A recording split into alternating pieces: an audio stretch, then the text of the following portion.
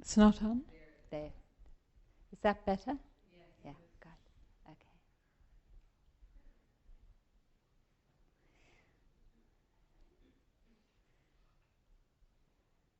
So it is really lovely to be here and just walking into the room and walking in with all your energies.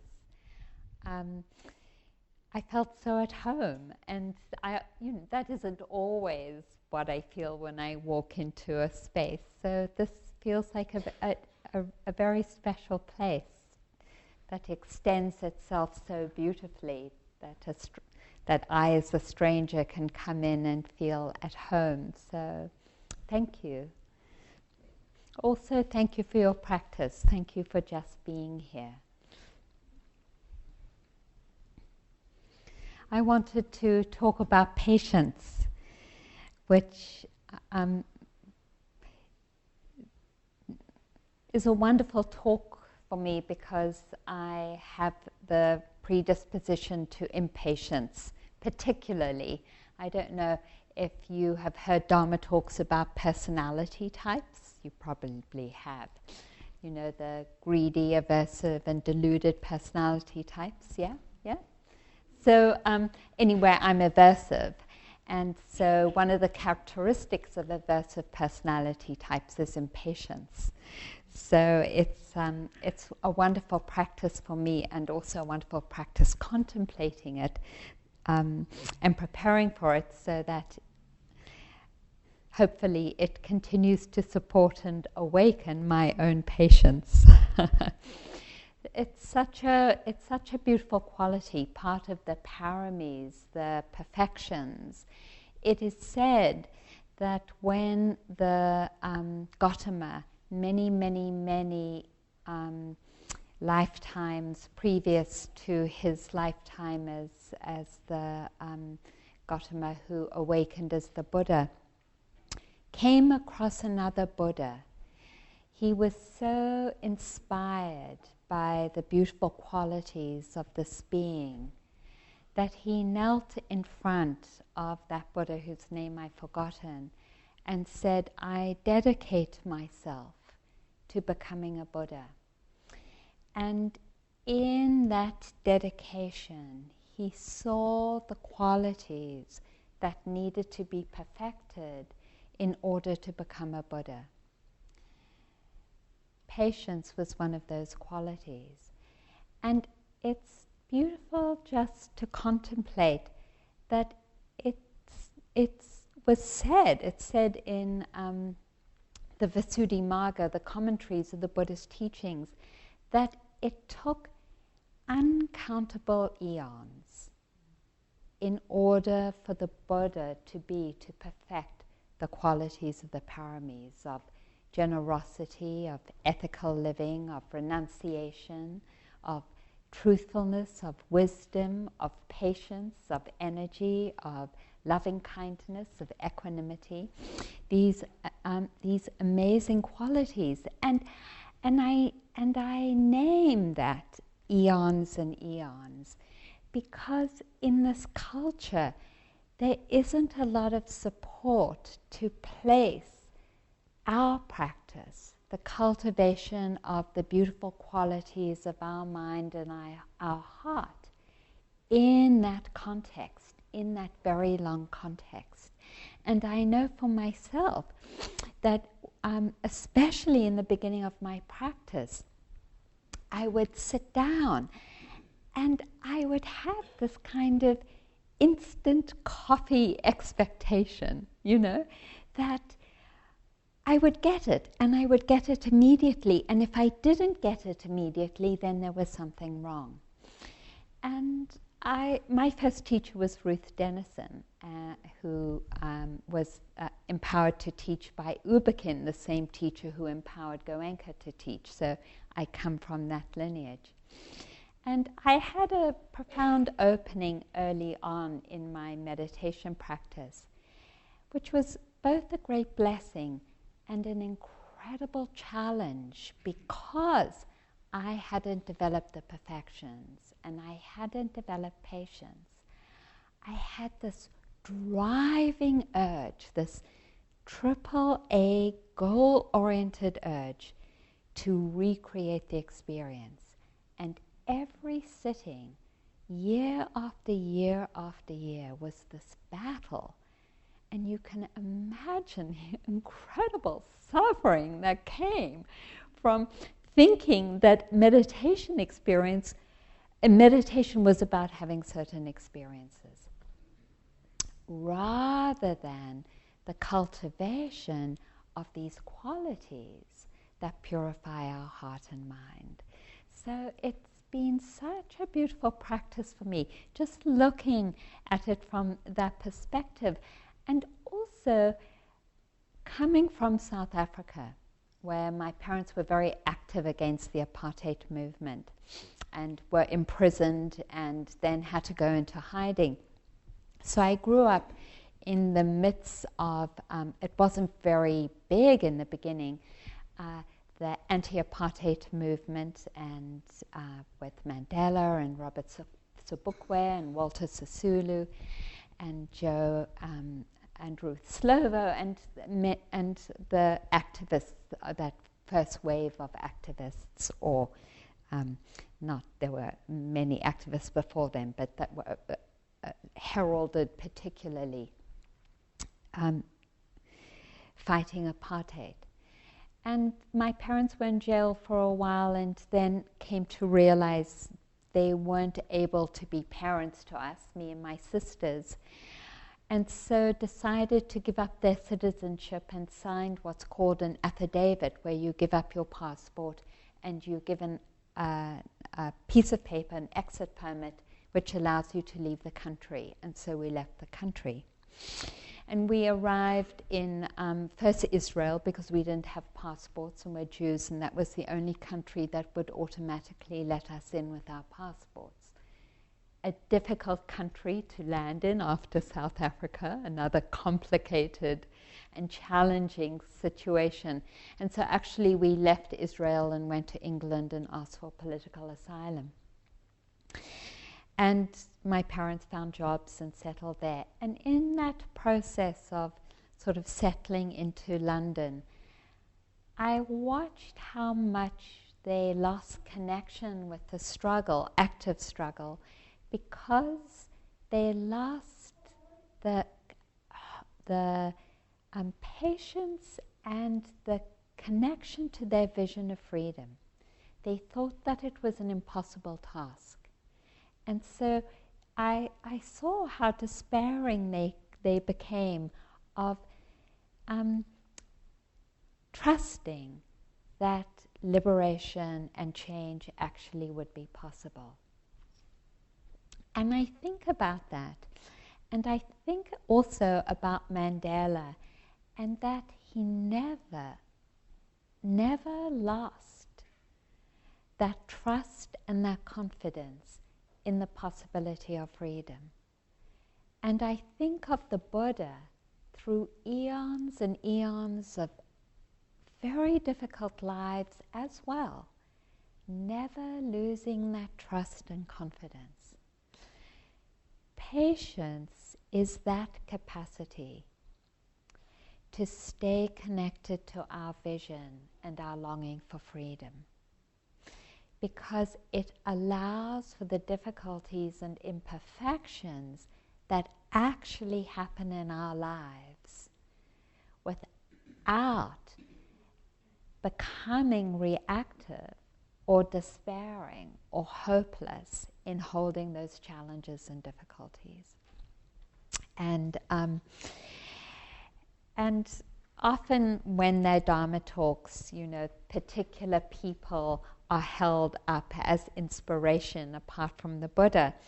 And I wanted to name more than just one or two, because we are part of a lineage.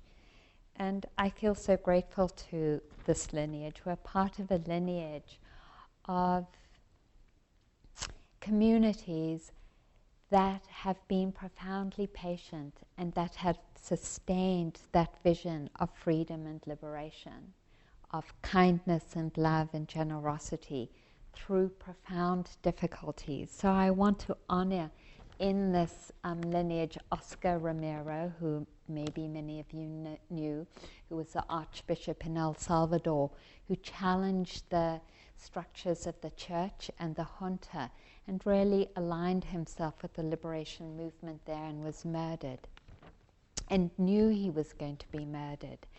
And in knowing it, never ever lost hope, but held that understanding that actually these qualities that we're talking about go beyond life and death. Winona LaDuke, who's still living and who is the environmental indigenous activist, John Trudell, whose wife and children and mother-in-law were murdered by the FBI as he organized the very early part of AIM and the occupation of Alcatraz, and who says, no matter what they ever do to us, we must always act for love. Love for our people and love for the earth. We must not react out of hatred against those who have no sense. Mother Jones, the Catholic labor activist, Vandana Shiva, Baynard Ruskin, the Quaker queer activist, May Reid Maguire, who was a woman who was walking down the road during the worst of the conflict in Ireland, and the police were chasing what they thought was an IRA activist, and the IRA activist, or whoever he was, lost control of the car, and the car killed her children and nieces. And she never lost hope as well and went on to become an incredible activist, organizing women to demonstrate for peace, crossing both Catholic and Protestant areas of Ireland. And Rigberta Menchu, the Mayan indigenous activist in Guatemala, whose family was also arrested and tortured, and who organized resistance to military oppression. So we have a community of activists surrounding us who also call us to that incredible commitment.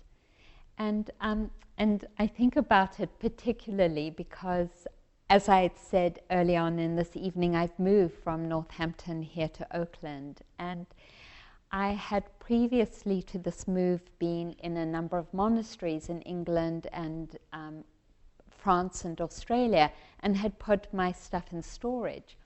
And so I moved the stuff that had been in storage here and was very excited because I hadn't actually lived with my art or my bed or my clothes for many, many years, being in the monasteries, and found that everything was moldy.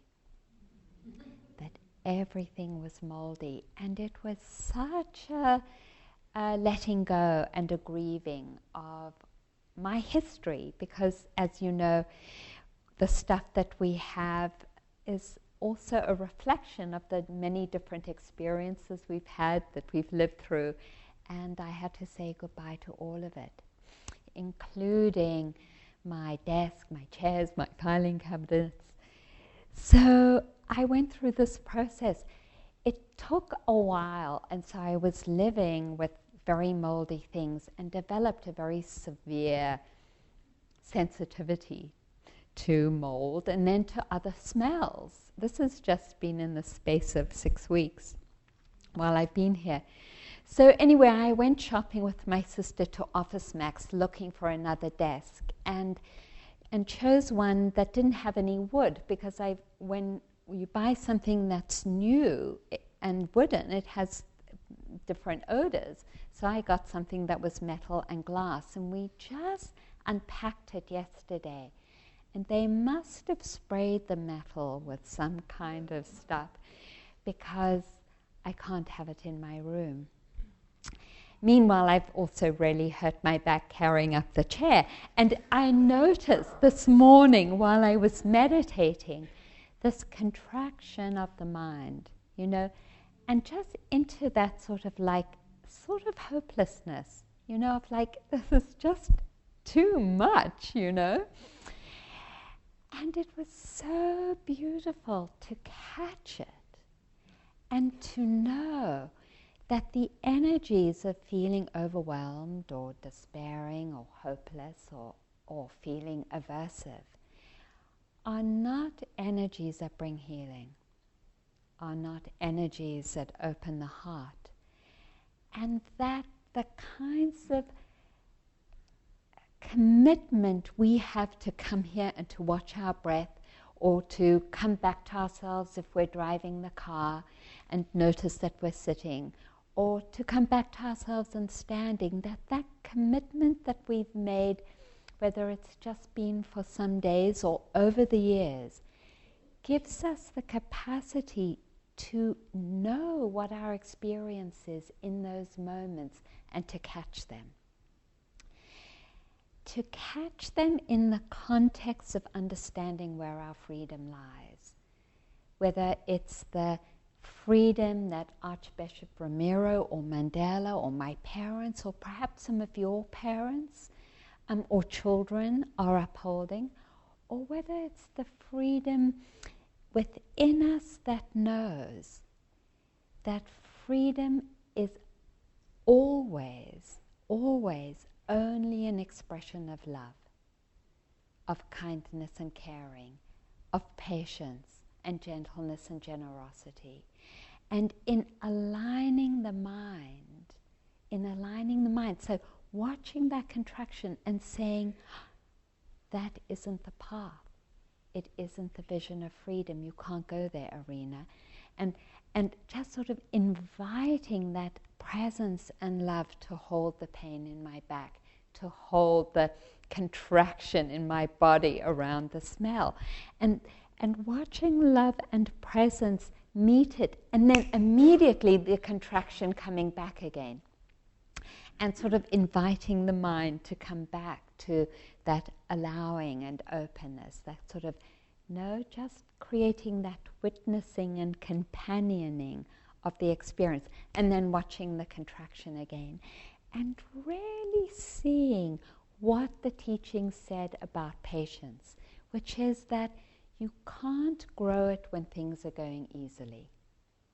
That patience actually only happens when we're being really challenged, And I was like, oh, I know what I'm going to talk about tonight. I'm going to talk about patience, because it took that enduring commitment to the vision to keep holding the contraction, not believing the storyline around it, and bringing love and mindfulness back to meet the experience.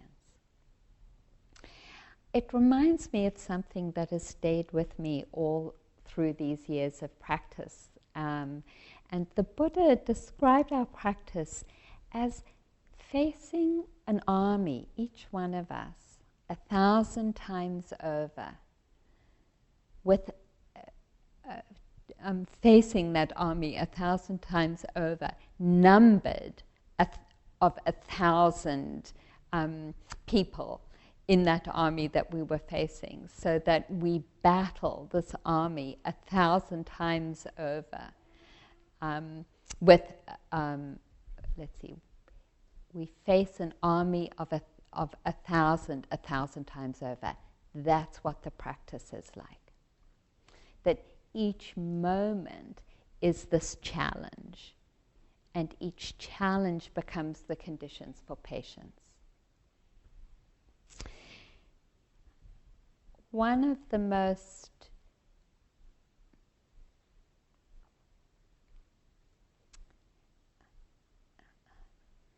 incredible grounds for me in understanding what my practice is about and how the cultivation of the paramis and patience fits in is the understanding that karma and the dynamics of karma mean every moment we actually let go of believing a negative energy, we are creating the grounds of our liberation. every moment we commit, no matter what happens subsequently, each moment we intend to a beautiful energy, like patience or generosity or kindness, we are actually transforming ourselves. I don't know if any of you have studied the Abhidharma. It's the part of the Buddha's teaching where it said that Sariputra, inspired by the Buddha, was able to analyze each moment of consciousness. It said that in a second we have 1,000 moments of consciousness, that it is happening incredibly quickly. And so you can just imagine the capacity of the Buddha's mind or Sariputra's mind to see into each moment of consciousness. And in each moment of consciousness, there are a combination of 52 mental qualities of the mind. The first 7 are always there, and that is the contact, the capacity of, for example, the eyes to see a form, and along with contact is perception, the capacity to see or to understand the particular marks or qualities of that form, which memory is included in so that we understand what it is, that a chair is a chair. So some sorts of things like that. Feeling, pleasant, unpleasant, or neutral is one of those. And then he said there were 14 unwholesome energies. Greed, hatred, fear, aversion, desire, sloth, torpor, anxiety, restlessness, doubt, a lack of shame at doing something wrong, probably what those young teenage boys experienced when they were, you've probably all heard on the news, raping that young girl at Richmond High School, a lack of remorse at doing wrong. These 14 qualities all come from three negative energies. All the negative energies that we experience come from 3 roots. They come from ignorance or delusion, wrong view, and restlessness. The Buddha describes ignorance as not seeing things as they truly are, or not seeing where our suffering is and where the ending of suffering is. And I find it so liberating to understand that any of those negative energies are rooted in wrong view, in not seeing the situation clearly as it is. So, for example, when someone is stamping through my house and slamming the door in the middle of the night because they're coming in late, and I watch this irritation arise, and it's like, why can't they be quiet? It's just something as simple as that. It's amazing to reflect on that thought is rooted in not seeing things as they really are. And that because it isn't, I am creating suffering for myself and the world around me. The other side of it is that the energies of the paramis, the energies of patience, only bring liberation, well-being, and the transformation of the heart and mind. So that when we're in situations that are difficult, and we reflect on the vision of liberation, of healing, in facing difficulties, we have this choice of, do I perpetuate my suffering through the negative reactions? Or can I choose, because I know I'm not seeing it correctly, and what tells me I'm not seeing it correctly is because I'm experiencing the negative qualities of mind, can I choose to let them go in order to see things as they truly are, in order to see things as with a kind heart, a loving heart, or a generous heart. So so that's this capacity that the Buddha invited us to, this capacity to see according to our reactions, according to what we describe as the emotions coming in. Are we seeing things correctly and truly or not? And if they're true, then it automatically means there are the beautiful qualities of mind. So when I'm thinking something like this guy stomping through my house late at night, and there isn't kindness, I know it's not true. If it isn't true, there isn't patience there. How did Mandela sit in the cell for 30 years? He wasn't a Buddhist, and I'm sure he had that same capacity to discern how to hold the alignment to liberation through understanding when his reactions were distorting his perception, and he could tell that distortion because there wasn't kindness or patience or generosity or love associated with the thought or response. And I also think of, when I think of patience, I think of Bishop Tutu. I don't know if any of you have heard him. He is such an incredible being, the Archbishop in South Africa, and he headed the Truth and Reconciliation Commission. And I don't know if you know about the Truth and Reconciliation Commission, but they invited people from all parts of South Africa to meet in different towns and villages over a number of years and to speak their truth of the suffering they endured, the torture through the police or the murder or the beatings by the police or the underground secret service. And Bishop Tutu sat in hearing after hearing, day after day after day, listening to these stories. And I can only imagine the incredible patience that it must take to listen to these stories and to hold the vision of love so that there isn't despair and that sense of being overwhelmed. And it has been such an inspiration to me because as I read the news about what's going on in the world and what's going on in the Senate and the House of Representatives here, and I watch how easy it is for my mind to move into despair or hopelessness. Like, there are so many things wrong with the world. Is there anything that we can do? You know, and I watch that feeling and that thought come up inside of me. And then I think of Bishop Tutu. And I heard him recently on YouTube talking to, it was the Santa Cruz University. And he said over and over again, he said, there's this word called Ubuntu in Swahili.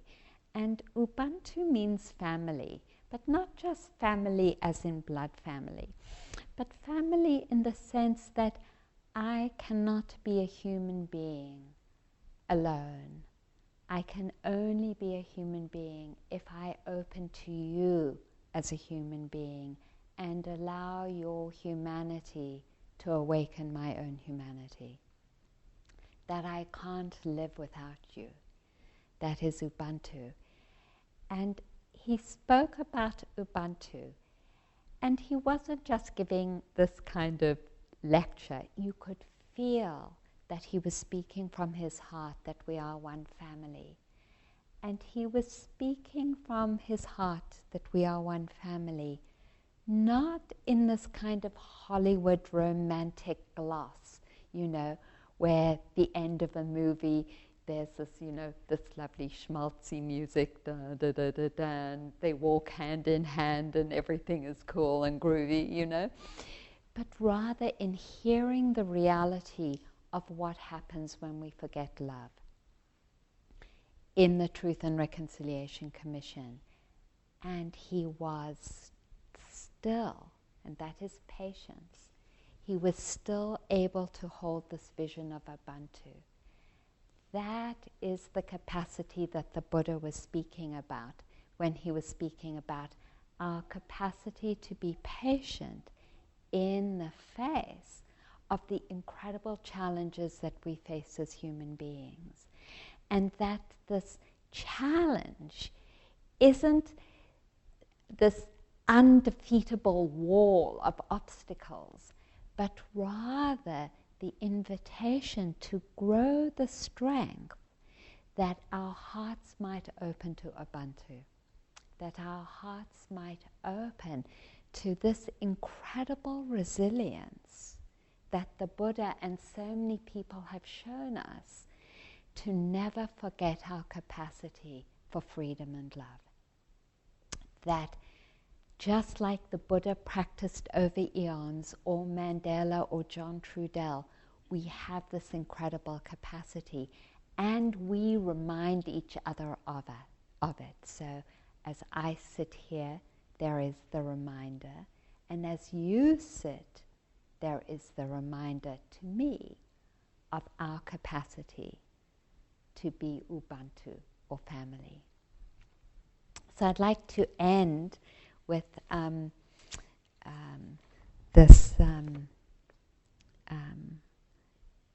story by Harold Schulweis called Playing with Three Strings. We have seen Yitzhak Perlman, who walks the stage with braces on both legs, on two crutches.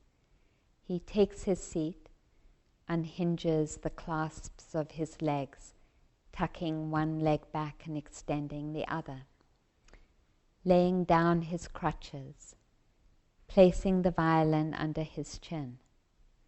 On one occasion, one of his violin strings broke. The audience grew silent, but the violinist did not leave the stage. He signaled the maestro, and the orchestra began its part. The violinist played with power and intensity on only three strings.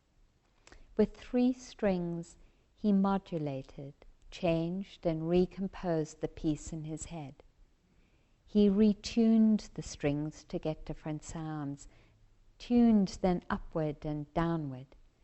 The audience screamed delight, applauded their appreciation, asked later how he had accomplished this feat. The violinist answered, "It is my task to make music with what remains." A legacy mightier than a concert. Make music with what remains. Complete the song left for us to sing. Play it out with heart, soul, and might, with all remaining strength within us.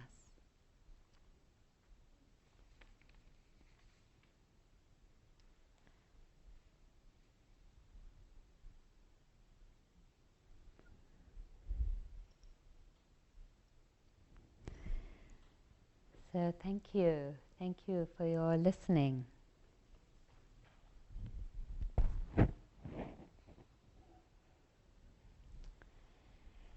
So this is a time for discussion, for sharing your own experiences of patience and the cultivation of patience, or if you have any questions, further questions.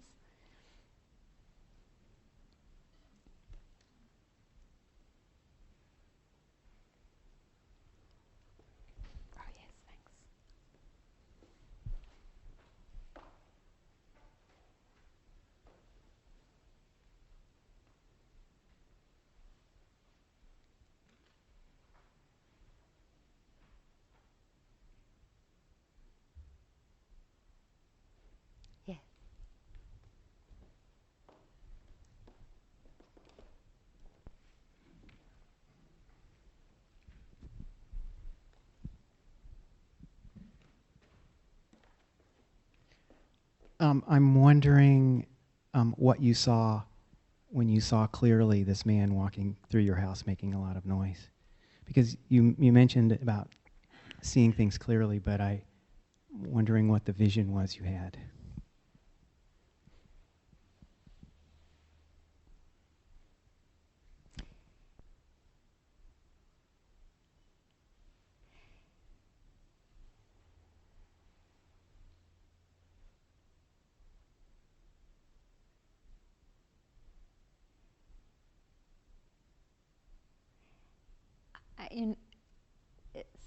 when I think about 30 years of practice and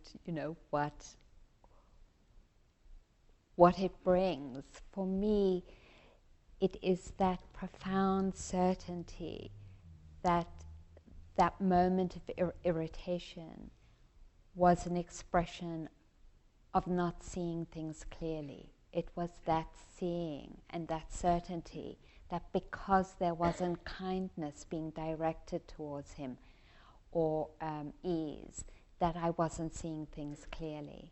That the distortion happened almost at the same time that the aversion arose in being woken up. Now, it's not like I'm judging myself that it happened, but just to understand, because being committed to the Dharma is the understanding deeply and living from that understanding of freedom, and freedom is love. It doesn't matter what tradition we come from, whether we're Buddhists or Jews or Christians, all those who are transformative leaders, I think we know have one thing in common, and that is that love is at the heart of liberation. That love is at the heart of liberation. And so that when Mandela came out of jail, he said, I don't have time for revenge, because you can't build liberation on anything but love. And so that's looking at on the grand scale. On the minute scale, it's each one of us having that commitment when we see the negative storylines, even when it feels totally justified. Like he's woken me up again, banging in through the house. And it feels so justified. And that feeling of wanting to get out of bed and open the door and, scream. Whoops.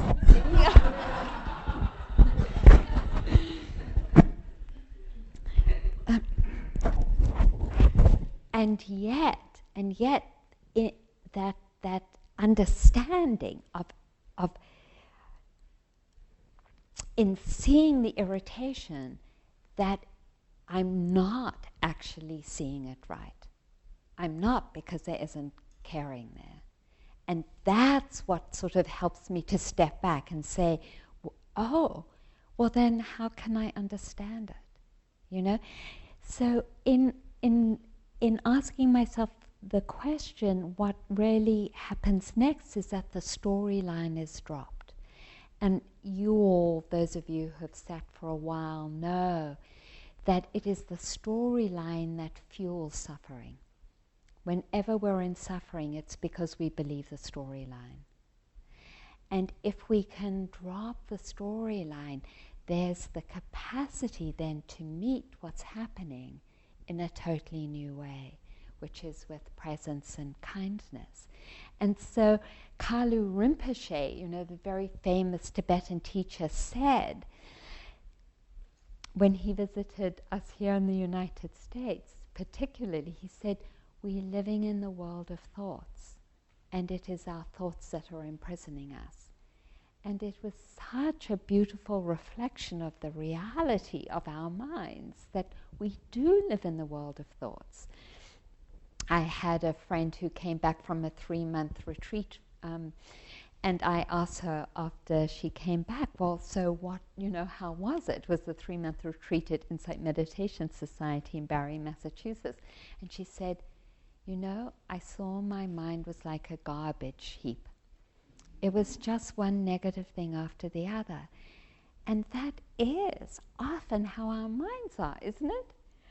So it's that acknowledgement is acknowledging the reality, this is how it is. And why the Buddha's teaching is so revolutionary is he's saying, wow, this is how we begin to discern the truth.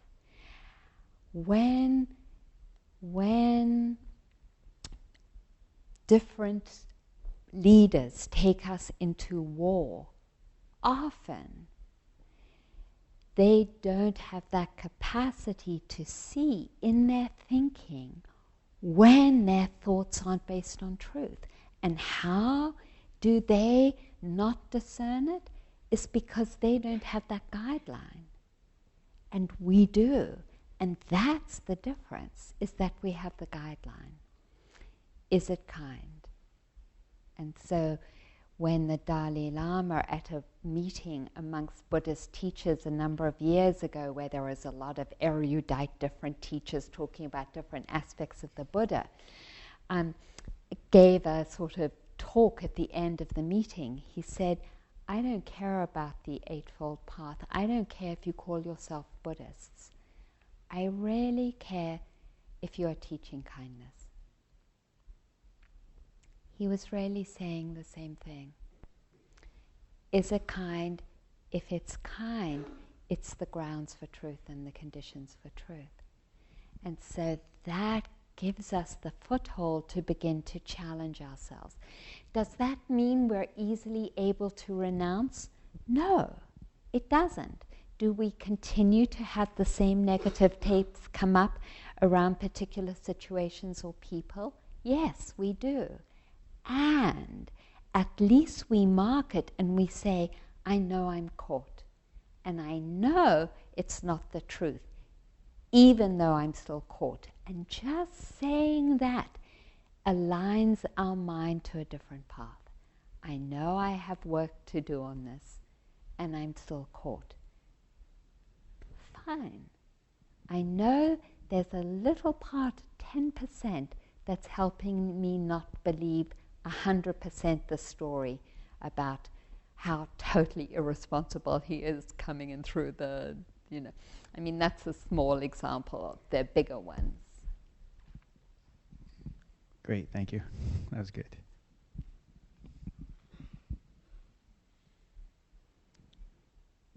So, and I'm interested to hear from you how you have worked with patience, impatience, and what has supported you around it. What's supported you in cultivating patience? I know James has talked about it. Yeah. Hold on.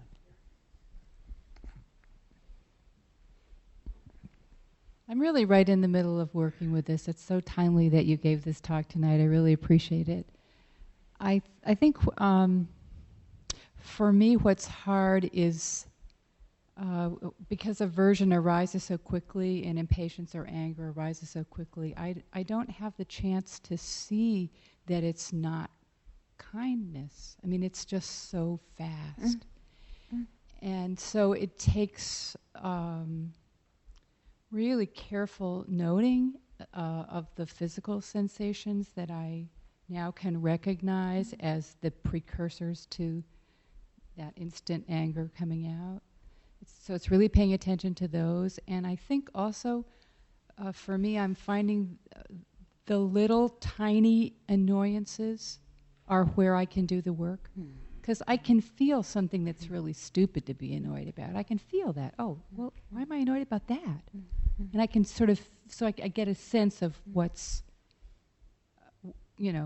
what it's like when it's bigger. And I can deal with it when it's small. So I think that's where right now I'm learning to,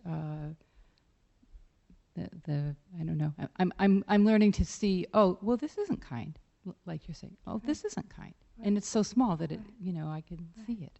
It's not already too late. Right, that's beautiful. Thank you. I think I heard, were you working with Shantideva at some point? The way of the Bodhisattva? Because he says, the wonderful Tibetan teacher, he says the way we grow patience is by working on forbearance with the little things and by becoming used to working with the small things, we grow our capacity to work with the large things. And you just mentioned a friend of yours who has died recently, and I have a friend who has a tumor that's growing in her liver, and she doesn't have a spiritual practice. And I really see how blessed we are having a spiritual practice, because we don't know when each one of us is going to get a diagnosis, like what's his name? John, or like my friend, and having this, just what you're talking about, working on the small things, enables us when big things come up to actually work on the big things as well. And it's sort of just such an incredible blessing to be here, and even just to even be in a discussion, because she was an activist and did a lot of really wonderful work in the outside world, but didn't and doesn't have the kind of capacity, has the capacity but not the training that we're doing to help her. So she's sort of on a crash course of how do I hold the discomfort and the waiting in the hospital, and that patience in the face of so many obstacles, both in the body and then outside of the body. And in that, how do I find love? And how do I find love enough to entrust into it and to know that it will carry me beyond my body? That's really the inspiration of the great revolutionary leaders, and us too, because there's something inside of us already saying, I'm going to die, and I need to find that path that allows me to face that final challenge with this open-hearted patience and kindness that will allow all the obstacles of the dying process to happen in an open heart. And so it's just such an incredible blessing as a community like this for us to talk about it beforehand and contemplate it beforehand, so that we have more resources. Yeah, thank you. Yes, it's the mic.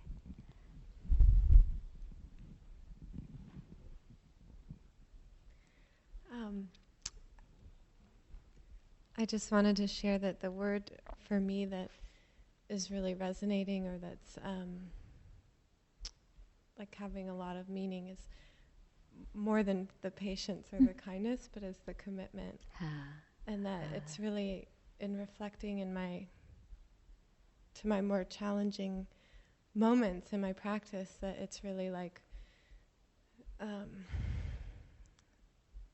the first thing that I'll remember is like, oh wait, but I'm committed to something here, and it's not this, and then it kind of, the next step will be like, right, okay, love, patience, understanding, but it's really like, yes, I'm really happy to just hear you use that word a bunch with that.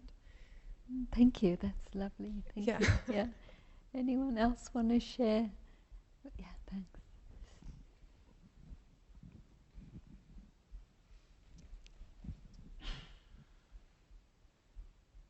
When I'm able on any given day to find a quiet space inside my own head at some point during meditation,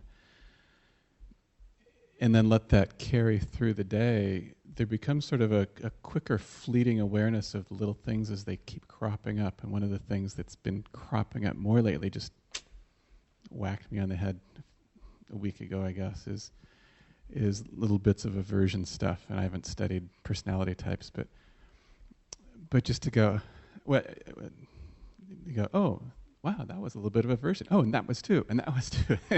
It's like, I haven't quite gotten able to count 1,000 times a second, but they happen pretty often. like I may be close to 1,000 times a minute sometimes. And one of the things that I just loved that John Kabat-Zinn said one time is the Buddha, when he came close to the end of his life, was asked to summarize his teaching, and he said, nothing is to be clung to as I, me, or mine. And when I've been able to connect with that quiet spot during the day and let it sort of flow through the day, those little aversions, for instance, and other things too, pop up, and I go, oh, that's not me. Let's not cling to that. That's not mine. That's just one of those things that's passing through. Just as the kindnesses that flit just as fast sometimes.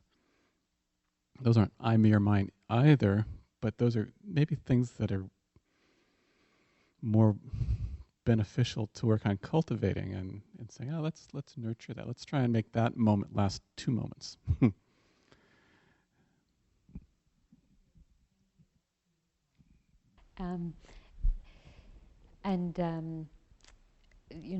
Because I would like to end with a loving kindness, a forgiveness and a loving kindness, to acknowledge that an awakened heart and mind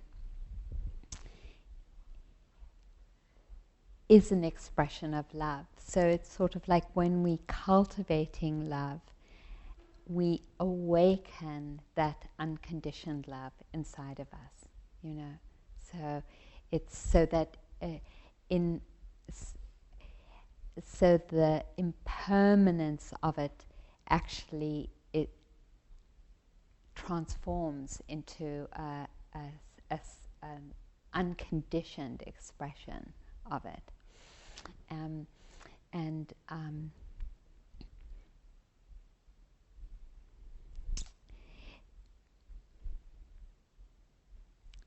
Just to say it another way, when we intend, as we're about to intend or align our minds to love, we're aligning to a space and a reality of love that is kind of underneath the impermanence, that is always there. So that you've probably heard of the teacher Deepama, who taught some of us at IMS in the 80s, who was considered fully awakened. And she said in her mind there was nothing but equanimity and loving kindness and wisdom. That it becomes this ground, and that when Bishop Tutu talks about Ubuntu, or Thomas Merton talks about the communion of love, they're acknowledging that there is a ground of being that is love, and that is each one of our inheritance, that it lives inside of us and also outside of us.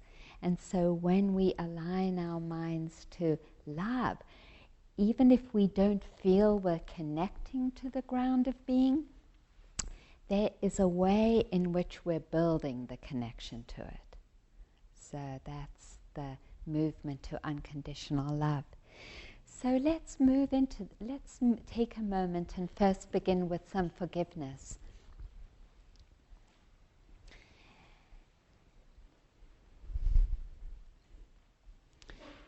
And the Buddha said that no matter what we have thought or what we are thinking in this moment, no matter what we have done or are doing in this moment, no matter what we have felt or are feeling in this moment, we are always deserving of loving kindness.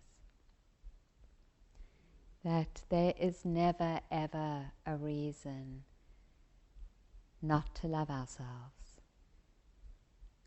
In this understanding, if you would like, opening our hearts to forgiveness as the beginning opening, by unburdening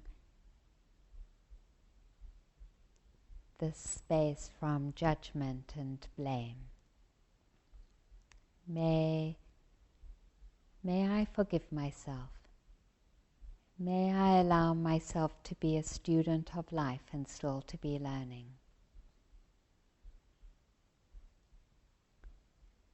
May I forgive myself. May I allow myself to be imperfect and to make mistakes,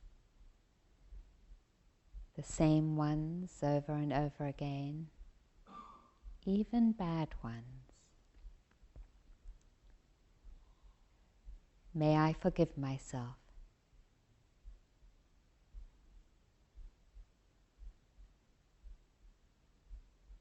If I can't forgive myself now, may I be able to do so in the future.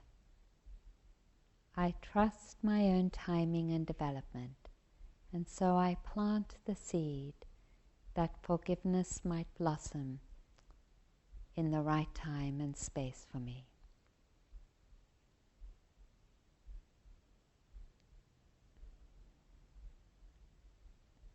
And just taking someone who, not a big thing, just a little thing where you have noticed your heart shutting down in judgment or blame towards someone. And seeing if for a moment you can let go of these energies. May I forgive you in the same way I have given myself space to be imperfect. May I allow you to be imperfect too. Maybe imperfect in different ways. In the same way I have allowed myself to be a student of life, may I allow this for you too. May I forgive you. And if I don't feel forgiveness now, no problem. I plant the seed that I might be able to forgive you in the future.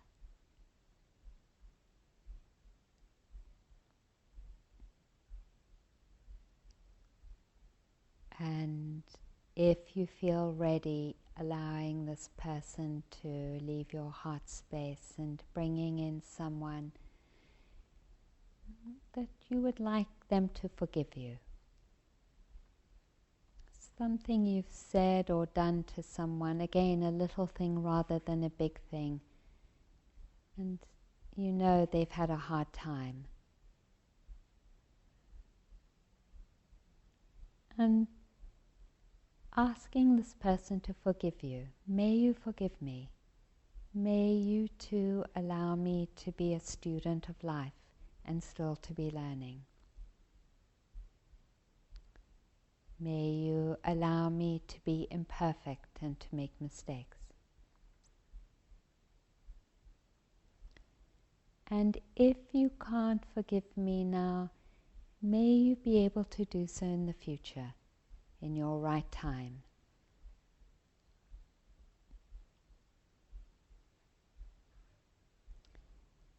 Allowing this being to leave your heart and coming back to yourself, this beautiful being we call me.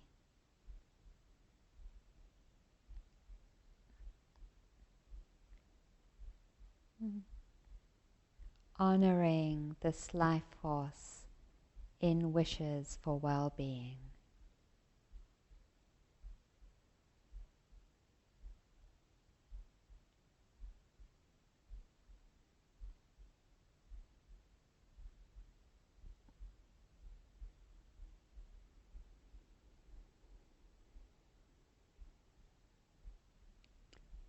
If you would like, including everyone here, dear Sangha friends, may you have well-being as I have wished myself well-being. May you have well-being.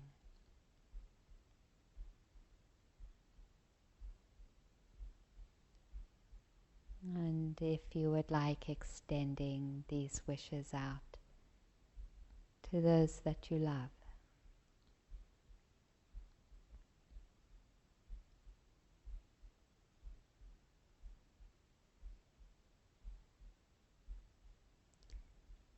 And to all beings everywhere.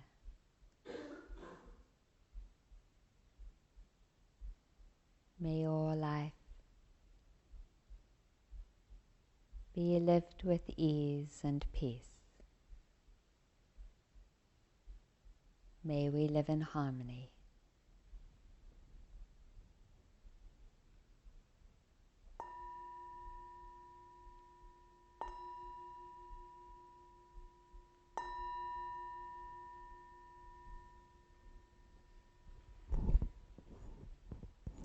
Thank you.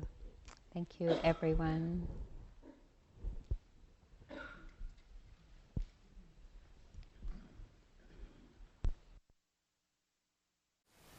Thank you for listening. To learn how you can support the teachers and Dharma Seed, please visit dharmaseed.org/donate.